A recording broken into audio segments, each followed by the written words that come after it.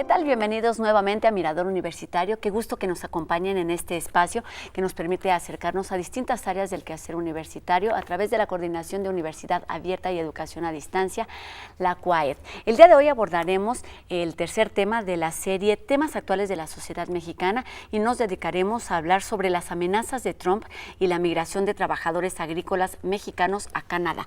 Un tema que resulta en particular vigente por la reciente llegada del nuevo presidente a la Casa Blanca y por las políticas migratorias que ha estado manejando, y entonces cómo entender las implicaciones que para los trabajadores mexicanos, no solo los que viven en México, sino también en Estados Unidos. Recordemos que México es un país de migrantes.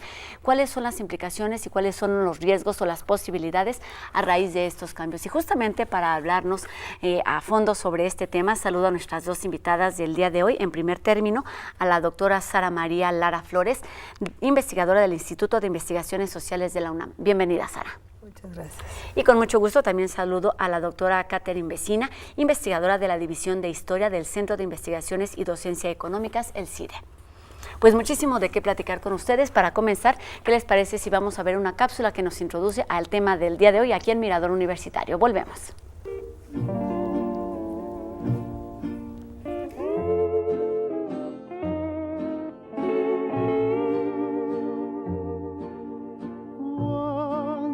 Me fui pa'l norte.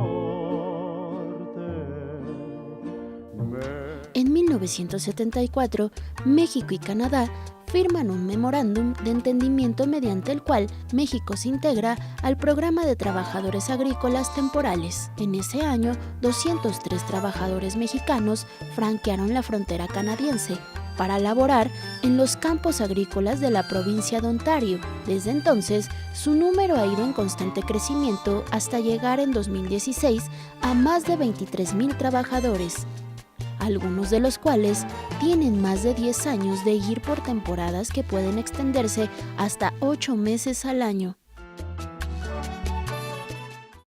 Agriculture has outpaced them all. One of the reasons has been intense mechanization. Hoy en día, los mexicanos que van en calidad de trabajadores agrícolas temporales se dirigen a las provincias de Ontario y Quebec, principalmente, pero también hacia Columbia Británica y a la isla Príncipe Eduardo, Manitoba, New Brunswick, Nueva Escocia y Saskatchewan. Cabe mencionar que la mayoría son hombres y solo menos de 800 mujeres participan en el programa. La demanda de trabajadores temporales ha ido en incremento, no solo en el sector de la agricultura, sino en la agroindustria, la ganadería o la construcción, por mencionar los sectores más solicitados. Las políticas migratorias canadienses han ido adecuándose para contar con la mano de obra requerida en estos sectores. A great expanse of Canada, sweeping westward from Hudson Bay to the Rocky Mountains, is divided into 3 so-called prairie provinces. Es así que en 2002, Canadá inicia un nuevo programa denominado Programa de Trabajadores Extranjeros de Baja Calificación. Desde hace 3 años han comenzado a migrar mexicanos en este programa a través de la compañía Working Link. Esta última modalidad no forma parte de un acuerdo bilateral entre gobiernos, sino que opera de manera independiente. Ambos programas aseguran que la migración de estos trabajadores se dé de manera ordenada, con visas de trabajo y con la seguridad de ser empleados por la empresa que los solicita. No obstante, varios estudios documentan que hombres y mujeres que van a Canadá a través de los programas de trabajadores agrícolas temporales enfrentan una serie de problemas de diversa índole. Nos preguntamos si la llegada de Trump a la presidencia de Estados Unidos y las amenazas que ha lanzado de deportar a los mexicanos indocumentados van a conducir a que algunos de ellos busquen como alternativa irse a Canadá. Y también si el modelo canadiense de migración de trabajadores temporales será una alternativa para regular a los trabajadores agrícolas indocumentados.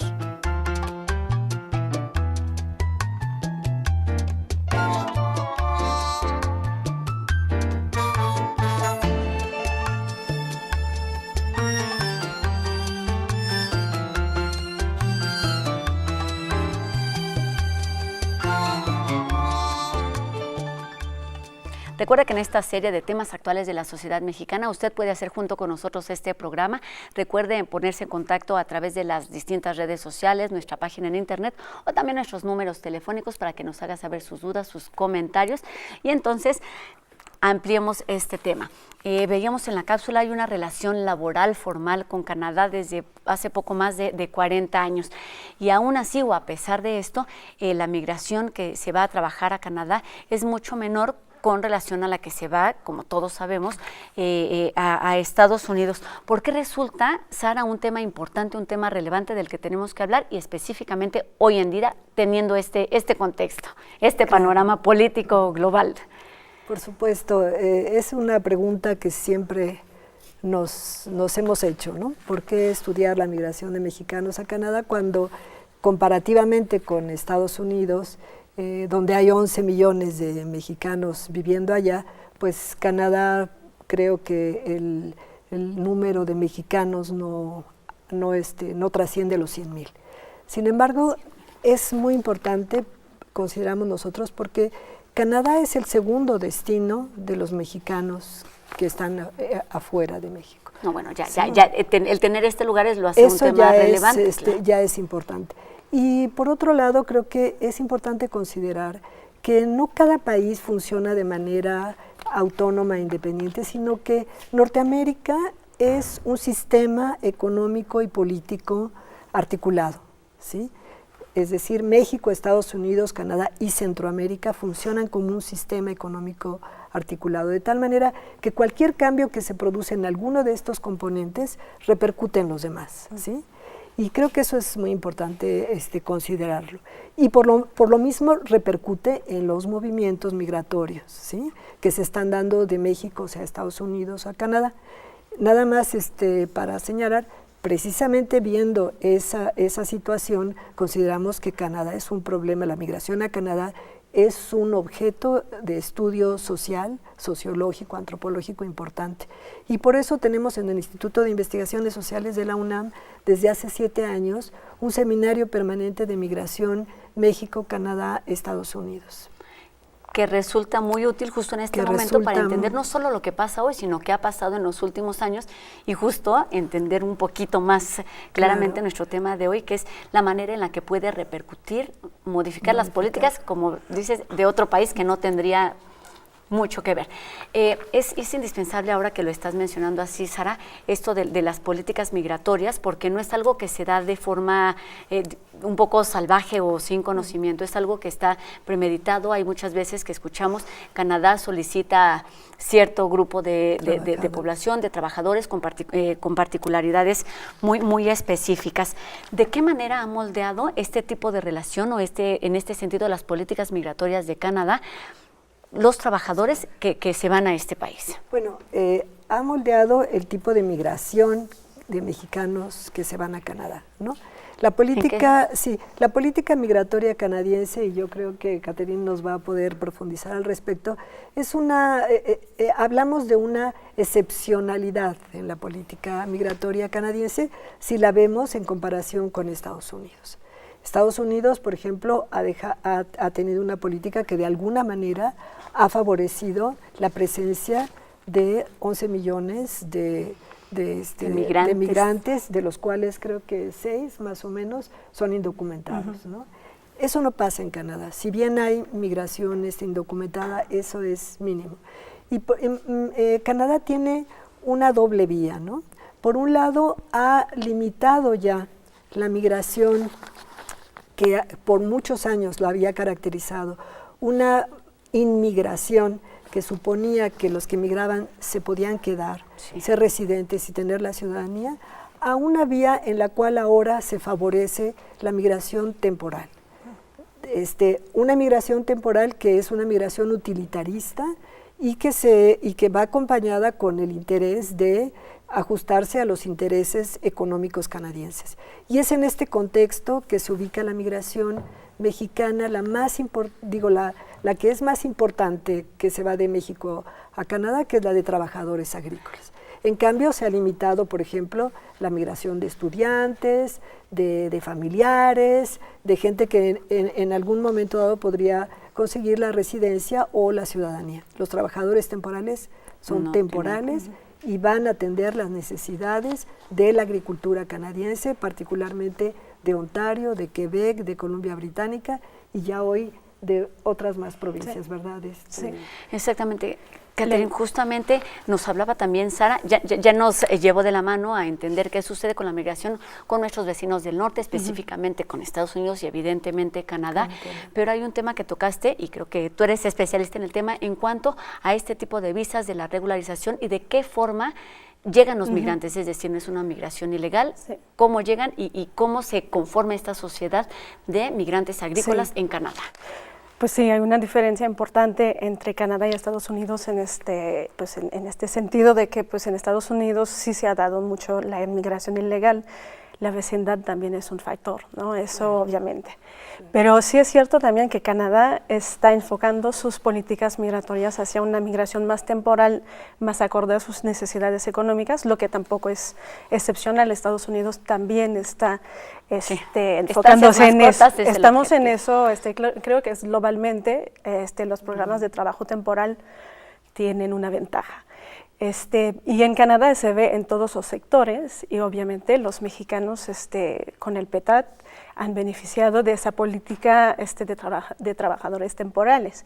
Y en este sentido creo que porque no se acompaña de una inmigración ilegal y también porque responde a una necesidad muy específica, el PETAT en la sociedad canadiense también tiene pues una buena cara, ¿no? La gente pues no rechaza ese programa, lo contrario. Justo, Catherine, lo escuchábamos ya en la cápsula, pero me gustaría que hablaras de las particularidades para que entendamos qué es este programa de bienvenida o de vínculo con... ¿Del PETAT ese? PETAT, sí. De entrada, ¿por qué se llama PETAT? ¿Por qué le decimos PETAT? ¿Por qué le decimos? Sí, PETAT. El programa de trabajadores agrícolas temporales, obviamente. Y eso pues sí, se creó, no en el 74, pero en el 73. En el 74 iniciaron vínculos legales. Con México. Con México. Existía ya antes. Exactamente, ¿no? Es que anteriormente existía, pero estaba enfocado en una inmigración de, creo que eran jamaiquinos, ¿no? Sobre todo, del Caribe.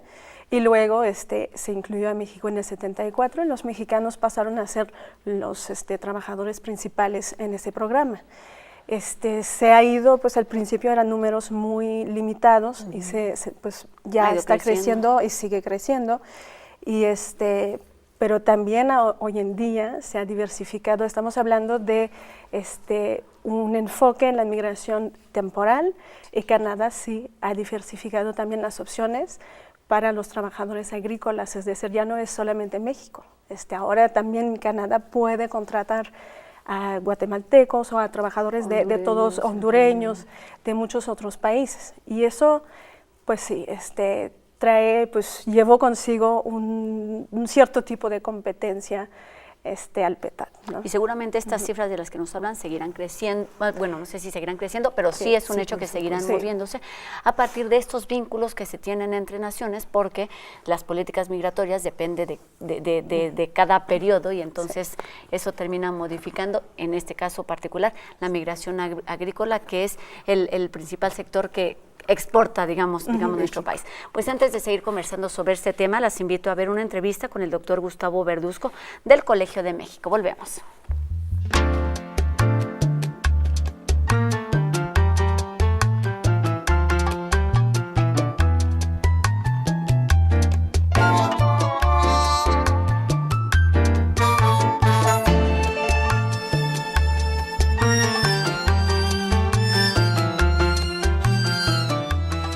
El PETAT es un programa que tiene ya muchos años, vamos a cumplir ya 43 años desde que empezó. Probablemente es uno de los programas o el programa de trabajadores más antiguo que exista en la actualidad en el mundo. Tiene una característica muy buena y muy especial, que es un programa binacional, en el sentido de que tanto el gobierno canadiense como el gobierno mexicano tienen interferencia en el programa, tienen que ver en el programa. Eso ha hecho que el programa se haya ido institucionalizando de una manera muy adecuada. Ha hecho que los intereses de los empleadores canadienses se vayan armonizando con los intereses de los trabajadores mexicanos. he seguido más o menos de cerca lo que ha pasado después de aquella evaluación que yo hice en el año de 2001, si mal no recuerdo. Y parece que el programa ha seguido con bastante fuerza, aunque los números no son grandiosos, porque hay que tener en cuenta que la agricultura canadiense a la que van estos trabajadores es relativamente pequeña, ya que en términos de población Canadá es un país pequeño, pero ha seguido armónicamente la relación entre el gobierno canadiense y el gobierno mexicano, y se han ido cada vez como especializando más en lo que son los trabajadores, en lo que son sus necesidades, en lo que son sus problemas, de tal manera que, aunque en términos abstractos, bueno, relativamente abstractos, un programa de trabajadores puede funcionar más en favor de los empleadores, en favor de una explotación, acá por lo menos podemos decir que se ha mantenido dentro de un contexto laboral de reglas y de funcionamiento que también han sido en beneficio de los trabajadores, sin que ello quiera decir que no hay nada que decir al respecto. Pero me parece que es un programa que sí puede tomarse como un buen ejemplo de lo que se hace cuando dos gobiernos pueden trabajar juntos en provecho de los trabajadores y de los empleadores.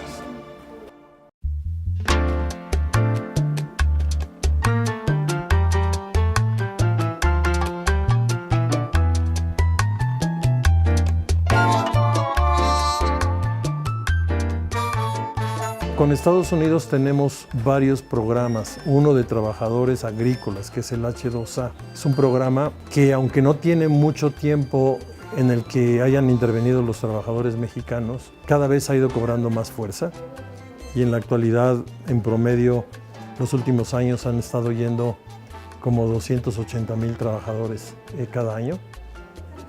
Una limitación que tiene ese programa es que no es binacional. México no sabe absolutamente nada, ni quiénes van, ni a dónde van, ni ningún dato al respecto. Los contratistas americanos envían a sus contratistas a México, ellos van a los pueblos, ellos hacen propaganda del programa, ellos entrevistan a los trabajadores, ellos los contratan, ellos los mandan a los distintos destinos. Y el gobierno mexicano no tiene absolutamente nada que decir.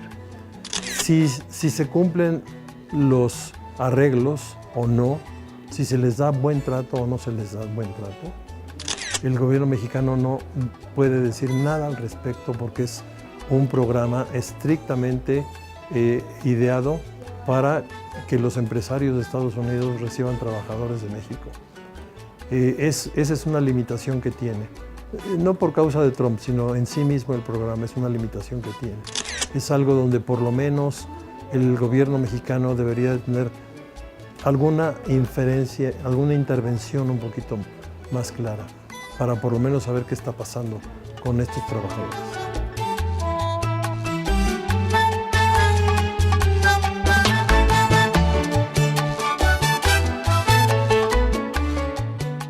Hablábamos ya de esta relación larga en cuanto a lazos que permiten llevar personas que trabajen de forma legal. Hay programas, ya nos decían antes de esta pequeña pausa, que permite las estancias largas. Algunos se manejan hasta 8 o 9 meses para estar trabajando ahí. Hay algunos otros de temporalidad más corta. Hablamos, o todos conocemos, tenemos en la cabeza un programa que fue muy sonado en cuanto a Estados Unidos, y fue el programa Bracero. Catherine, tú eres especialista en este tema. ¿Cómo han funcionado y cuáles son las particularidades de cada uno y por qué son necesarios, aunque no sean, digamos, de todo funcionales? Sí. ¿Por qué son necesarios? Porque creo que la principal ventaja de esos programas de trabajo temporal es que no implican un camino a la ciudadanía. Creo que eso evita muchos debates, ¿no? Pero el programa Bracero, cuando se creó, por ejemplo, ¿por qué se creó un programa así? Que fue al final un ejemplo hasta la fecha de manejo de migración bilateral, se creó en un contexto de emergencia durante la Segunda Guerra Mundial. Okay. Y se mantuvo como un estado de emergencia permanente, ¿no? Hasta el 64. Cambió mucho, fueron muchas negociaciones, hubo muchos cambios a ese programa. Y aunque fue bastante popular también durante la Segunda Guerra Mundial, hubo un debate a lo largo de la existencia del programa Bracero. Y eso nos explica las fallas. Es importante, creo, mencionar las fallas y el contexto, porque explica también por qué el PETAT tiene más una imagen más positiva que el programa Bracero. Y creo que está relacionado también con su contexto. Te escuchamos, sí, claro. El contexto, pues porque al final falló el programa Bracero como modalidad, ¿no? Se canceló de forma unilateral por Estados Unidos en el 64. Hay varios puntos. El primero, la inmigración ilegal que mencionamos anteriormente. Hubo una consolidación de una corriente paralela a la migración documentada durante el programa Bracero. Y eso se volvió un problema, aunque a partir de mediados de los años 50, la migración ilegal estaba más o menos bajo control, pero la imagen del clandestino realmente tuvo un impacto fuerte en los Estados Unidos a partir de este momento. ¿Era en su mayoría una percepción o era Fue una realidad, ahí como fue una realidad, pues en el 54, que es la deportación masiva llamada Operación Wetback, Operación Mojados, se deportó a 1 millón de mexicanos, entonces es muchísimo. Entonces era una realidad. Un asunto que se tenía que tratar. Sí, pues claro, es que los empleadores, aunque tenían acceso a los braceros, contrataban a los ilegales porque no beneficiaban de todas las garantías, ¿no? Entonces, bueno, mano de obra barata, eso es la principal razón. Y después de esa operación masiva se controló efectivamente la migración ilegal y la inmigración documentada. Los braceros aumentó muchísimo hasta pasar a más de 400,000 braceros al año, que es muy distinto del PETAT también en términos de número. Sí, claro. Sí, entonces eso fue una de las cosas, la inmigración ilegal, pero también la competencia que esos braceros se suponía que creaban en el sector rural de Estados Unidos. ¿Entre ellos mismos? Con los trabajadores domésticos. Con los norteamericanos. Con los norteamericanos, precisamente. Y entonces hubo luchas sindicales a lo largo de ese tiempo que el objetivo principal era la cancelación del programa Bracero, para poder sindicalizar a los trabajadores domésticos. Eso es una diferencia con Canadá.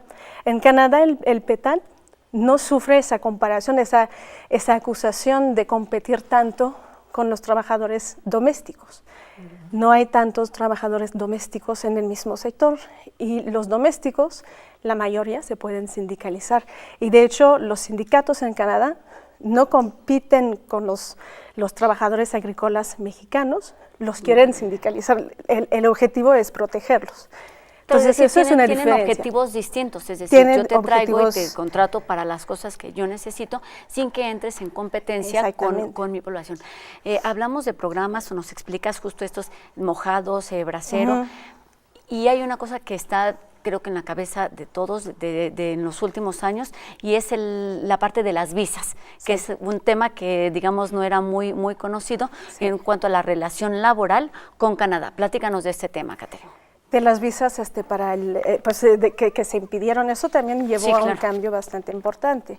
Las visas es otra cuestión, no tiene tanto que ver con los trabajadores agrícolas. Okay. Fue un aumento pues impresionante por la proporción de las solicitudes de asilo.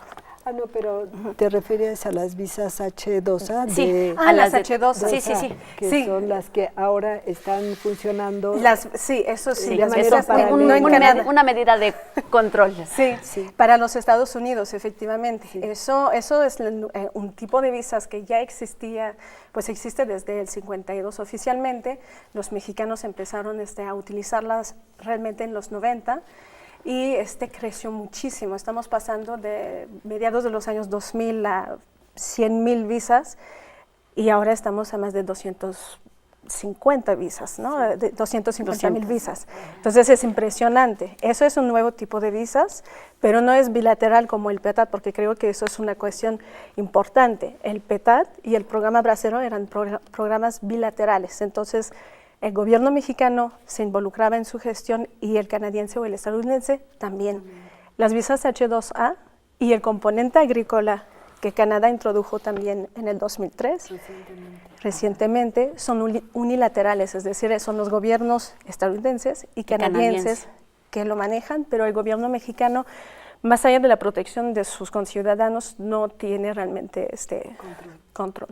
Pues exacto, son formas de control que resultan necesarias dada la cantidad de migrantes que se duplican y se multiplican año con año dependiendo la situación económica, política de su país de origen. Vamos a regresar para seguir conversando sobre las implicaciones de qué manera impacta que tal cantidad de migrantes salgan de un país, cómo impacta a las familias, cómo impacta el lugar a donde llegan, dependiendo de las condiciones de trabajo que deben requerir. Las invito en este momento a escuchar al licenciado Enrique Evangelista.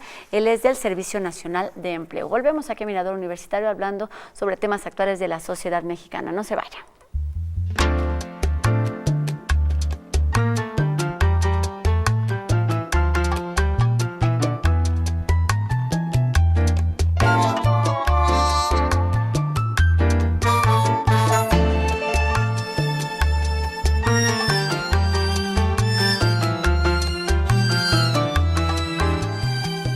En primer lugar, hay que señalar que el programa de trabajos agrícolas temporales México-Canadá tiene 43 años de vida, lo cual lo hace un modelo de migración muy maduro. Es un ejemplo a seguir no solamente en América, sino en Europa. Hemos participado en eventos de migración, en eventos de políticas públicas en materia de migración, de movilidad laboral, y hemos mostrado la experiencia que tiene México con Canadá.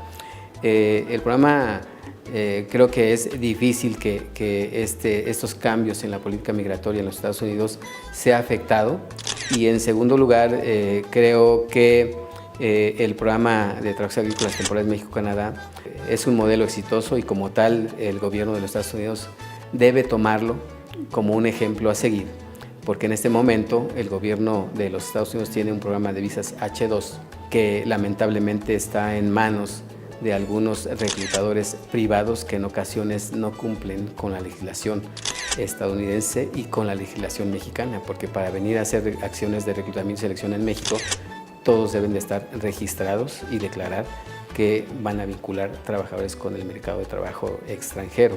Este programa debe de ser un modelo a seguir y nosotros estamos preparados con la infraestructura del Servicio Nacional de Empleo. Más de 3.500 trabajadores del Servicio Nacional de Empleo puestos a disposición de los empleadores que deseen que el Servicio Nacional de Empleo les vincule trabajadores calificados, y no solamente en el sector agrícola, sino en los sectores donde se requiera personal con experiencia en distintos puestos de trabajo.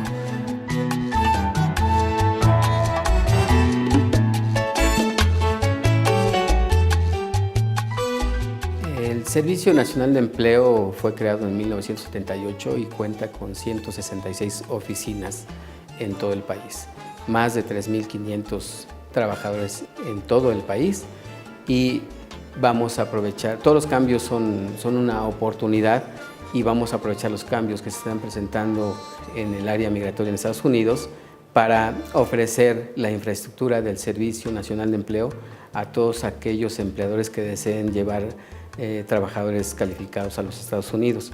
Quiero comentar que hemos tenido una coordinación de acciones muy sólida con la Embajada de los Estados Unidos, además de que en el 13 de diciembre de 2016 firmamos un acuerdo con el Consejo de Normas por Comida Justa, que representa algo así como 30 empresas que son monitoreadas en sus prácticas para garantizar que la contratación de nacionales en los Estados Unidos se lleve con estricto apego a las leyes mexicanas y estadounidenses. Y reitero, va a cambiar la configuración. Si ahorita existe un alto grado de trabajadores indocumentados en Estados Unidos, vamos a aprovechar eso para que tengamos un modelo similar al de Canadá, en el que los flujos se den de manera circular, ordenada, segura, en el marco del programa de visas H2.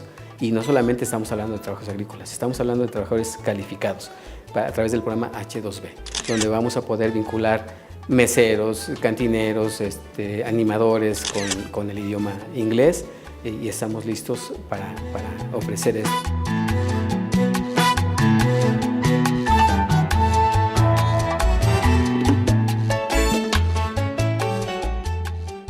Seguimos aquí en Mirador Universitario hablando de temas actuales de la sociedad mexicana. Esta serie que nos presenta el Instituto de Investigaciones Sociales de la UNAM, hoy que es nuestro tercer programa, hablando específicamente de las amenazas de Trump y la migración de trabajadores agrícolas mexicanos a Canadá. Un tema complicado, un tema de gran actualidad, dado que Canadá justamente es el segundo destino donde se encuentran mexicanos en el extranjero, y dado también que la mayoría de estos se dedican justamente a trabajos agrícolas. Recuerde que puede ponerse en contacto con nosotros, háganos saber sus dudas, sus comentarios, seguramente tiene alguna relación directa, un caso directa que le atañe y que nos atañe en este programa, porque además de que nos haga saber su experiencia, también puede llevarse algunos obsequios que le estaremos regalando a las primeras personas que se pongan en contacto a través de nuestros números telefónicos, nuestras redes sociales y también nuestra página en internet. Volvemos aquí a Mirador Universitario después de una pausa, no se vaya.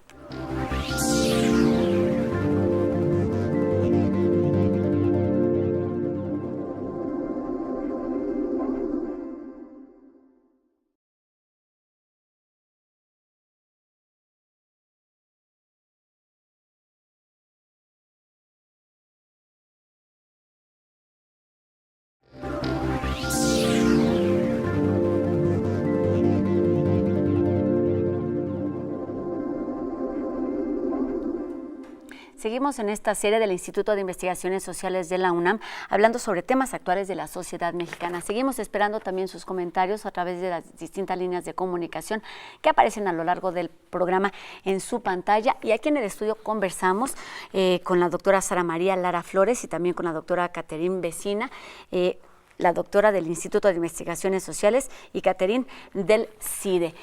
Pues hemos hablado ya en estos dos primeros bloques de cómo comienza esta relación laboral específicamente con Canadá, pero de paso tenemos que hablar de Estados Unidos. Hablamos de las oportunidades que ofrecen, ya sean trabajos temporales, un poco a más largo plazo, de los migrantes también, que es un problema importante de nuestro país, y algo de lo que no hemos hablado es de cuáles son las implicaciones, cuál es el impacto de estas familias que se quedan sin el sustento, que se va lejos. ¿Cómo impacta este problema, esta situación que es una forma constante ya de trabajo en nuestro país? ¿Qué pasa con las familias que se quedan en nuestro país, Sara? Bueno, yo voy a hablar específicamente del impacto que tiene la participación de los trabajadores en estos programas de trabajadores temporales, ¿sí? Muy bien. Y particularmente me referiré, por ejemplo, ahorita a lo que es el PETAT o el componente agrícola, ¿no?, que es el otro programa de trabajadores de baja calificación, que es parte de estos programas temporales que ha puesto en marcha Canadá para sus intereses económicos, ¿no?, para hacer venir trabajadores que satisfagan sus intereses económicos, en este caso concretamente para la agricultura. Lo hacen justo para satisfacer esas necesidades, pero tiene una gran importancia hacerlo de forma organizada, claro, planeada. Claro. Entonces, bueno, siempre se dice que este modelo de trabajadores, de estos programas de trabajadores temporales, funcionan bajo un sistema que sería de win-win-win, o sea, de ganando, ¿no? Pero es ganando decir, ¿quién? También sí, es claro, ¿no? Entonces, muy dudoso. supuestamente gana el agricultor, ¿no? Gana el agricultor porque va a recibir una mano de obra que es escasa, en este caso en Canadá, ya que no hay prácticamente trabajadores agrícolas locales que quieran trabajar en la agricultura, y los agricultores se quejan de esta situación. Gana, digamos, supuestamente, bueno, no, creo que sí gana el trabajador, sí, ¿no? Porque así algún beneficio debe tener. Y bueno, y se gana en esta relación también los estados que se implican, ¿no? Sí, claro, porque hay que verlo como la solución, no sé si sea la correcta, claro, a un problema. Es decir, si no hay trabajo en tu lugar de origen, tienes que buscar opciones, y efectivamente hay algunas desventajas, como es la distancia, como son estas faltas de protección a tu trabajo, pero a fin de cuentas estás percibiendo un salario que permite, claro, en un tiempo determinado, tener un sustento para una familia. Recursos, por supuesto. Entonces, hablando, bueno, los agricultores canadienses, por supuesto, y bueno, en el caso de los norteamericanos, por supuesto que ganan en tener un trabajador que lo van a tener cuando ellos lo necesitan para las labores agrícolas, pero que se va a ir cuando terminan. Entonces, en el caso del PETAT, esto supone una migración, una temporalidad que puede ser de 2-3 meses hasta 8. A los 8 meses, el 15 de diciembre tiene que estar saliendo de Canadá, los que hayan ido a través del PETAT. Pero ahora, desde 2003, se puso en marcha otro programa que es el componente agrícola, en donde los trabajadores pueden ir a laborar no solamente en los campos agrícolas directamente, sino en invernaderos, en avicultura, en ganadería, ¿sí? En otra, se han diversificado. Una gama un poco más amplia, pero se llama volet agricole o componente agrícola, ¿no? Así es que estos empleadores se benefician de tener esta mano de obra que no se va a quedar a vivir ahí, que no va a venir con su familia, ellos no pueden ir con su familia, van solamente el trabajador y regresan. Ahora, para los trabajadores, ¿qué beneficio hay?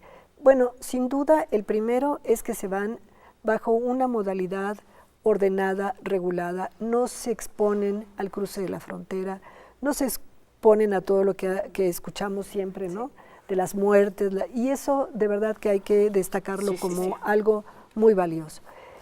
2, está regulado por la Secretaría del Trabajo en el caso de México, o sea, por dos gobiernos que se ponen de acuerdo, ¿verdad? No tanto en el caso del componente agrícola, en donde, como lo comentaba, es más diverso, ¿no? Son más bien los empleadores en relación con los que les aportan las empresas que les van a aportar a los trabajadores. Es unilateral. Entonces es unilateral, ¿no? Se trata de cumplir los requisitos. Exacto. Claro, que lo explicará el licenciado Luis Manuel Muñoz en su caso, que él tiene una empresa, Working Inc., que está llevando trabajadores mexicanos a México, y él nos explicará cómo funciona esto. Sara, ya nos presentaste la cápsula, nada más antes de ir a ella, ¿qué papel ocupan las mujeres? Porque hablamos de migrantes y seguramente hay una participación importante de mujeres. Claro. Mira, esa situación es muy importante rescatarla. Mira, si bien son minoritarias las mujeres, o sea, no llegan a 800 frente a 26,000 hombres que se van cada año a Canadá en el PETAT, y en el caso de los del componente agrícola casi no hay mujeres yendo, ¿sí?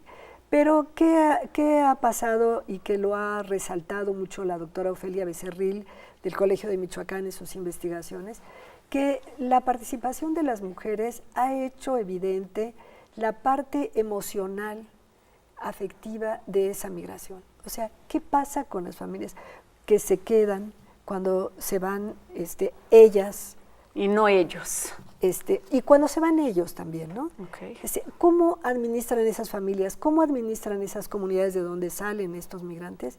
La ausencia del padre, la ausencia de la madre, la ausencia de un miembro de la comunidad que podría haber sido útil para trabajar en esa comunidad en algo. Pero no sé si Catherine ¿Quieres agregar algo más, Catherine? De las mujeres, pues sí, efectivamente eso enseñó el sacrificio también que representa ese tipo de opción laboral, ¿no? Pero también está obligando al gobierno mexicano en Canadá también a adecuar un poquito la supervisión de por ejemplo, de la vivienda. Trajo nuevos problemáticas, ¿no? Que hay que solucionar.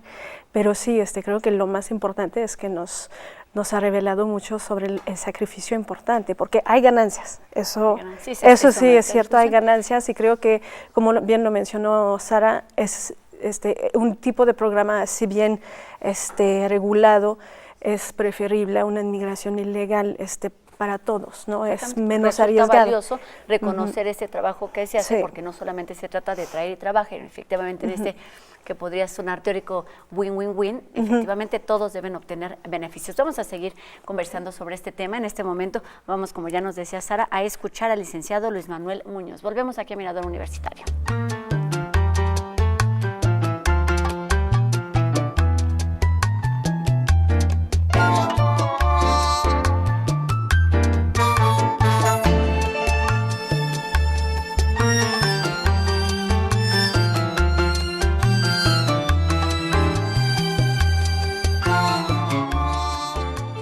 Working Link es una empresa legal y formalmente establecida, autorizada por el gobierno mexicano para ofrecer este tipo de servicios de vinculación laboral entre trabajadores y empleadores. Además, contamos con el reconocimiento de la Embajada de Canadá en la Ciudad de México, con el reconocimiento también del Consulado de Estados Unidos en la Ciudad de Monterrey y con la licencia de funcionamiento como agencia de colocación por parte del Gobierno Provincial de Columbia Británica. Eso nos permite ofrecer un servicio de colocación legal, ordenado y seguro, y en ese sentido es que Working Link se posiciona, hasta donde sabemos, como la única empresa con este perfil para poder ofrecer este tipo de servicios ante las políticas migratorias que Estados Unidos está implementando. Cabe mencionar que no hemos detectado un cambio significativo en el proceso migratorio. Sin embargo, sí hemos detectado que muchos mexicanos quieren viajar a Canadá, en parte, principalmente por el tema de la visa, que muchos están confundidos y creen que pueden viajar sin ella. Pero también hemos detectado el crecimiento considerable de pseudoempresas, enganchadores y gente que trata de estafar a los trabajadores ofreciendo mecanismos informales, totalmente irregulares, para poder viajar a Canadá, utilizando lo que hoy conocemos como la visa electrónica. Y bueno, eso ha permitido que se genere un problema de confusión entre los trabajadores porque con nosotros llegan creyendo que es simplemente teniendo ese documento que se van a ir a trabajar a Canadá. Nosotros nos posicionamos por eso como una empresa legal que no cobra a los trabajadores y que busca, por el contrario, promover esquemas legales, explicar a los trabajadores cuáles son sus derechos y sus obligaciones y al mismo tiempo buscar cómo educarlos para que no se dejen engañar, detectando algunos elementos que permitan identificar a los trabajadores si alguien los quiere engañar, los quiere estafar.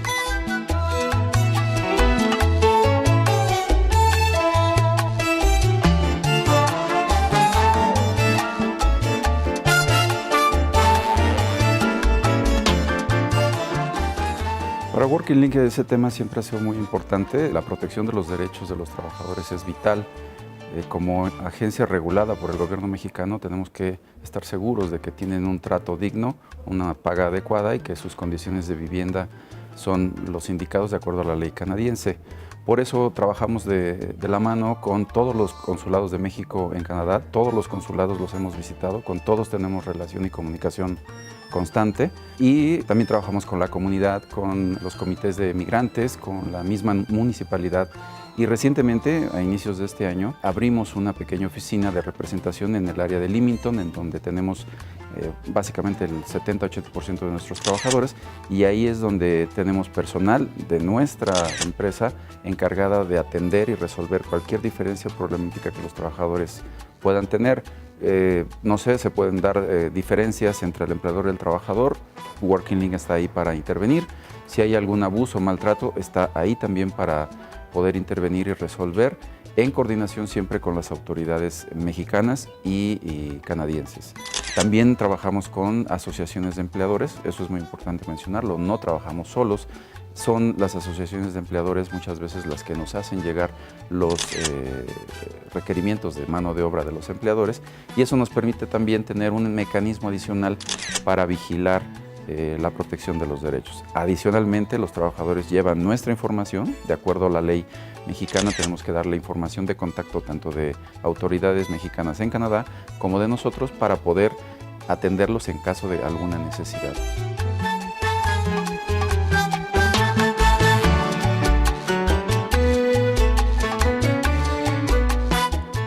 Pues hemos hablado a lo largo de este programa de las distintas situaciones que han vivido los migrantes que salen de nuestro país para irse a Estados Unidos y para tener a Canadá como ese segundo destino, trabajando en su gran mayoría en temas relacionados con la actividad agrícola.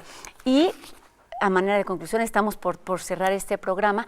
Me gustaría que habláramos de justamente de lo que pasa o de lo que puede pasar, de esos panoramas que están ahí tentativos, un poco alarmantes a raíz de las propuestas migratorias de Trump. ¿Cómo impactaría esa aplicación a los trabajadores mexicanos que ya no tendrían como destino, como posibilidad de Estados Unidos, pero que sí tendrían que buscar un lugar de trabajo? ¿Qué pasa con estas deportaciones? ¿Qué pasa con las visas, con estos medios de control que también hay que decirlo, son formas que cada uno de los gobiernos requiere para tener literal la situación bajo control? Sí. y un poco de protección a sus propios países. Claro. Catherine. Pues de las deportaciones, ni siquiera estamos hablando de lo que podría eventualmente pasar, ya está pasando. Ya está pasando. Está pasando y está pasando desde la administración Obama. Obama deportó a muchísimos mexicanos que se encontraban sin papeles, documentados en los Estados Unidos. Y lo que se ha visto es un aumento también. Si es la única razón, no lo sé, pero hemos visto sí un aumento importante del uso de las visas H2A. Entonces eso nos permite pensar que esa corriente, esa tendencia va a seguir. Por otro lado, y eso sí es más reciente, con esa amenaza de Trump de deportar, no solamente de deportación, pero de ese clima anti-inmigrante, de un discurso anti-mexicano, particularmente. Sí, particularmente anti-mexicano. Se ha visto a mucha, pues no a tanta gente, pero sí ya se está viendo en Canadá a mexicanos que estaban indocumentados en los Estados Unidos, muchos en la agricultura, empezar a cruzar a Canadá. Y eso recuerda mucho a Canadá lo que había pasado en años anteriores, cuando se impuso la visa, por ejemplo, de mexicanos que van a Canadá porque Estados Unidos ya no es una posibilidad, y que entonces quieren, o sea, aplicar como refugiados o encontrar trabajo de forma indocumentada. Entonces eso inició también un debate en Canadá. ¿En qué momento? Porque efectivamente lo mencionas muy bien, es decir, esta deportación no inició con Trump, aunque el discurso ha sido mucho más mediático, ha estado mucho más visible, pero efectivamente se habla de que las cifras de mexicanos deportados no son mucho más altas de las que se dieron durante la presidencia de Obama. De Obama, sí. ¿Hay cifras de que desde entonces esté vinculado directamente con la migración mayoritaria que llega a Canadá? Que llega a Canadá, por el momento en la administración de Obama no hubo tanto, entre otras cosas por la visa, ¿no? Ahora que ya no hay esa visa, facilitó el camino, y eso es el debate que también se está renaciendo, exactamente.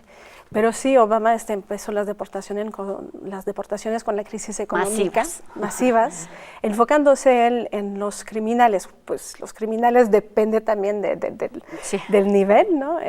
Pero sí, empezó entonces una ola de deportación muy importante. Esto me lleva a ligarlo justamente con las distintas problemáticas, ya lo tocabas en alguno de los bloques anteriores, porque ¿qué pasa con las familias? ¿Qué pasa con esas reglas que para ti son, siendo un país pero para el otro país no aplica necesariamente, y cuando las decisiones de ese tipo se toman de manera unilateral? La problemática está ahí, es prácticamente imposible, resulta pensarlo en este momento, que las migraciones terminen. Y entonces, Sara, ¿cómo se podría pensar esta posibilidad? ¿Qué instrumentos se requieren para que entonces ese traslado sea seguro y no sea necesario un muro, pero tampoco sea necesario cruzar un río o cruzar desiertos que ponen en situación de vulnerabilidad a esas personas que así lo deciden hacer? Claro, por supuesto. Mira, de entrada, este tema de las deportaciones, en lo que puede estar afectando no es tanto en la redireccionalidad de las migraciones de Estados Unidos, las que se iban a Estados Unidos, ahora a Canadá, pero lo que sí está generando es un proceso de vulnerabilidad de esta población, de dejarla en una situación de mayor indefensión. Entonces, si no hay una propuesta coordinada de instituciones gubernamentales, ¿no? De las propias organizaciones de empresarios o de estas organizaciones de contratistas que participan en las visas H2A y que están participando también en el componente agrícola mexicano.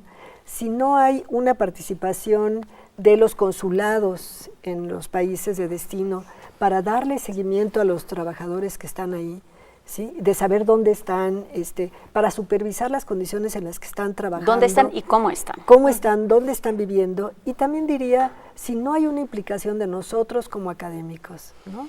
Justamente ahí quería terminar, porque también resulta muy fácil decir el problema es de Estados Unidos porque ellos nos ponen una visa, es de Estados Unidos porque ellos quieren construir un muro.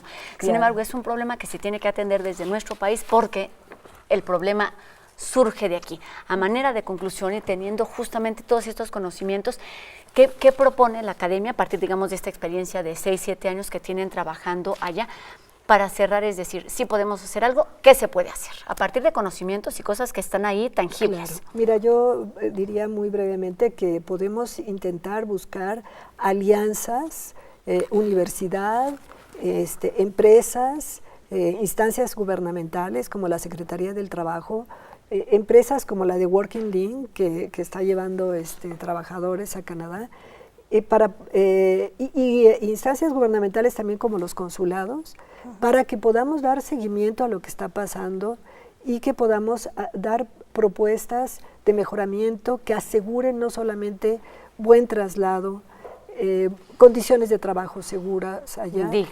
dignas, condiciones de alojamiento digno para los trabajadores y eventualmente la posibilidad de que estos trabajadores tengan realmente la opción de convertirse en ciudadanos, ¿no? Si lo quisieran, en los países a donde están viviendo por tantos años, ¿no? Por tantos meses. Es que parece muy sencillo porque te vas por un mes y el siguiente es por 3 meses y termina siendo 8 meses del año. Pero hay gente que ya lleva 16 o 20 años yendo así, o sea que la mayor parte de su vida la ha vivido acá. La ha vivido allá. Entonces, bueno, sobre esto hay mucho debate, pero creo que sería una Nos encontraremos en otro tema.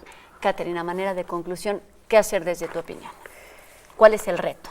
El reto sí creo que es efectivamente una mejor cooperación entre varias instancias, los consulados, que también a veces no tienen los recursos necesarios también para supervisar. Es que además el trabajo agrícola es tan disperso que cubrir todas esas regiones para los consulados es difícil, pero sí creo que hace falta una mejor colaboración.